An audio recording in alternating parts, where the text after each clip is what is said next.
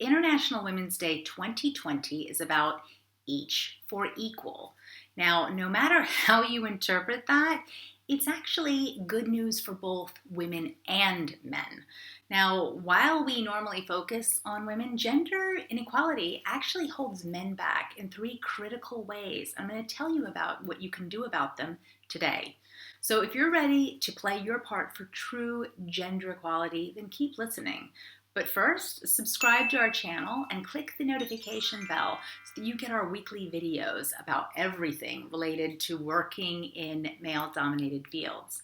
I'm Dr. Suzanne Doyle Morris, and I have been focused on gender balance in the workplace for about 20 years. And in my own International Women's Day speech, I want to start looking at each for equal from a man's perspective, like the dozens of men that I was lucky enough to interview for my third book, Love Your C Word. And if you stay to the end, I will let you know how this year's IWD theme could help eradicate one of the top killers of men under 45.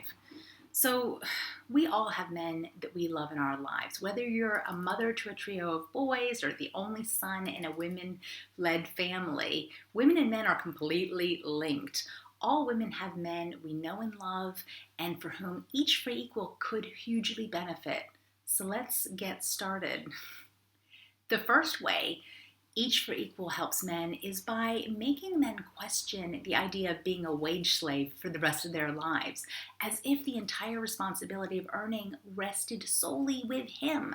Now, over the years, I've met hundreds of men who, upon hearing the title of my second book, Female Breadwinners, joke with me that I'd love to meet one of those types of women.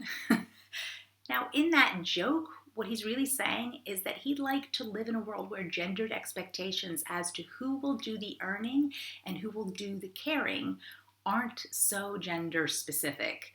Those are outdated and not accurate for either women or men, but our gendered assumptions are everywhere and even describe the way we think about strength. When someone needs to show steely resolve, we tell them to man up. And if they don't, well, they're being a pussy. These gendered expectations keep men working longer hours, and it disenfranchises them from their children and the women in their lives, and that is no good for any of us. The second way each for equal can help men is by making sure that we don't write off all men as misogynists, when so few technically are. As someone who's made my living focused on advancing women's careers, people are sometimes surprised that I feel this way, but most of the guys I know are actually pretty great. Most men actually aren't abusers, they aren't rapists, they aren't harassers.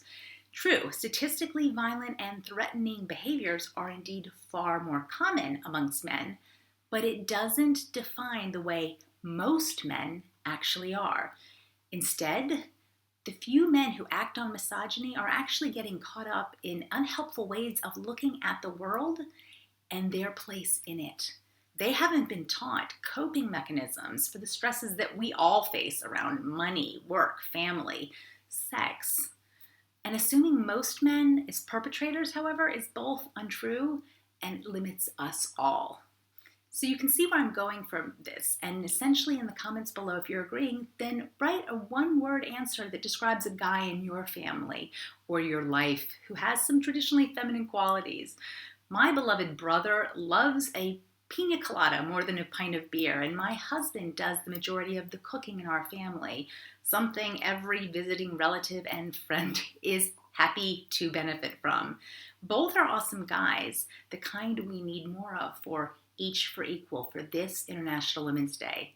Now, the third reason each for equal can be great, it has the potential to quell the number one killer of men in the developed world, suicide. With nearly 1 million deaths in 2018 across the globe, suicide has touched most of us by someone we knew, admired, or even loved. Guys in many cases who at times seem to be the life of the party and seem to have it all together. But wearing a masculine front while not engaging your emotions is literally killing the men we love. You know, the men who aren't rapists, the ones who aren't abusers, the completely run-of-the-mill but amazingly awesome guys we surround ourselves world. It's crazy that we live in a world where we are literally better placed for diseases and illness than we've ever been, but we're killing ourselves through a lack of hope. Now, this is an epidemic that the WHO, the World Health Organization, estimates that for every one successful suicide, there's actually 24 other attempts. Now, if these 3 reasons resonate with you and you want to see Each for Equal move forward, then share it on your social channels. And if you'd like me to come and talk about these issues at your organization or anything else related to career-related progress, then visit our website and check out and register your interests. So thanks for watching, because we cannot be Each for Equal without talking about what the cult of masculinity costs men as well as it costs women.